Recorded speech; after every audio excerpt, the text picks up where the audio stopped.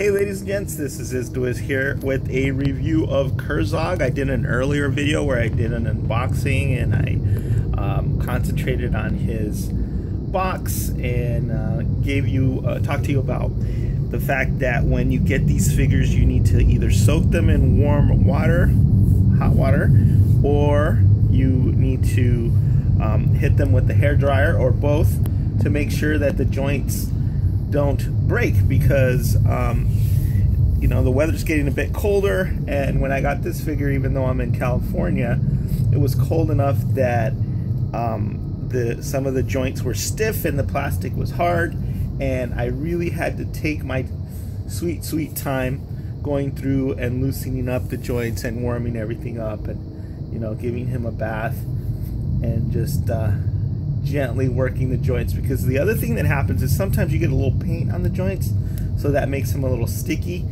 And I found that with this Ogre, the joints are so strong and so tight that you need to take exceptional care. So I want to thank my wife for serving as a tripod today.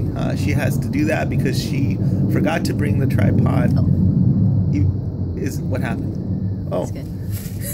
It said Wi-Fi disconnected, but the only thing bad about this tripod is that it talks in the middle of the review and interrupts the flow. But yeah, I texted her, said, hey, bring the tripod. She said okay, and then she forgot. This wouldn't have worked with the tripod anyways. All right, so let's talk. This is gonna be an articulation focus review. So let's talk about what I did. Well, I soaked it in warm water, and then I just gently moved all the joints. The head joint has great range of movement, side to side and up and down. You don't have to worry about that one, because that one's never going to be stuck. It's a Mythic Legions figure, so you know, you can pop the heads off, no problem, and switch heads and all that. It's designed to do that. But the joints that I found particularly stiff on this were the wrist joints. So what you do is you pop the wrist off, right? And then you go in there and you just gently move this post around. And I don't know if you can see this, the lighting's good enough and the camera's good enough, but there's a little bit of paint in the joints, and I think that's what caused the tightness and the stiffness. This figure, because it's so heavy and hefty, it doesn't have some of the articulation points that some of the other figures have. For example, so you might be confused and think that this has like a mid-forearm swivel. It doesn't. It just has this gauntlet that goes on and off. And so, you know, don't try to twist that around, because there isn't a cut joint there. So go in there and focus, and, you know, be really gentle with the wrists. That's a particular area that I found tight on my figure. Then the elbows are also very tight, and you want tight joints, right? What you don't want is something to snap or break, and you can see a little bit of paint also on those joints as well. That's the elbow, and then you have the shoulder. You can hear little clicks in the shoulder because it has the clicky joints. And then you can also see under the arm there's a little bit of paint on the joint. So that all of these, when I got them, were quite tight, and they're still tight, and you want them to be tight, but you don't want them to be so tight that it snaps when you're trying to move them. So there's the other shoulder, obviously.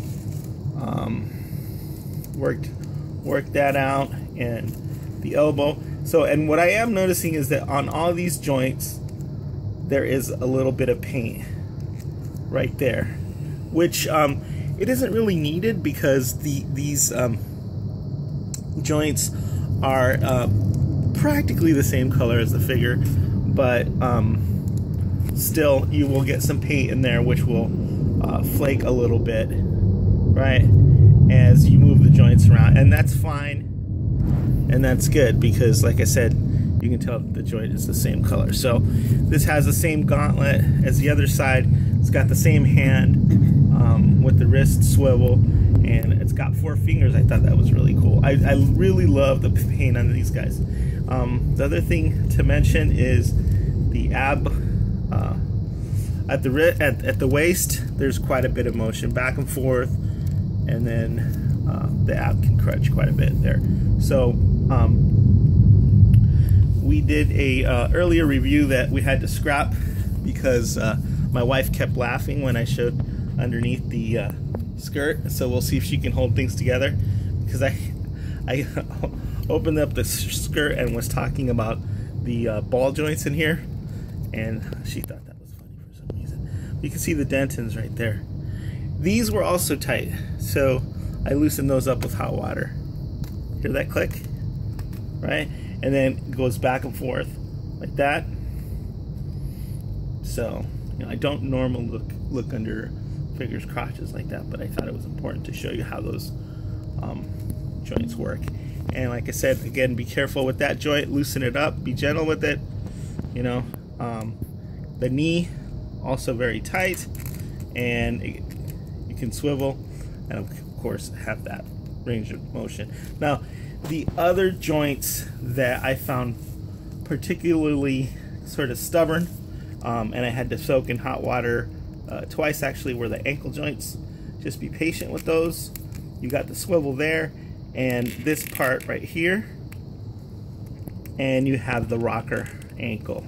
So once I did that, once I used the hot water to soften them, I was able to work them around, but I just had to be real slow and real gentle with those. And as you can see, it's a magnificent figure, magnificently sculpted, you know, from the bottom of his feet to his head. I love the paint. I love the gradations of that. I love the little yellow here on the underbelly, and all of this sort of overspray on him. So he looks really cool.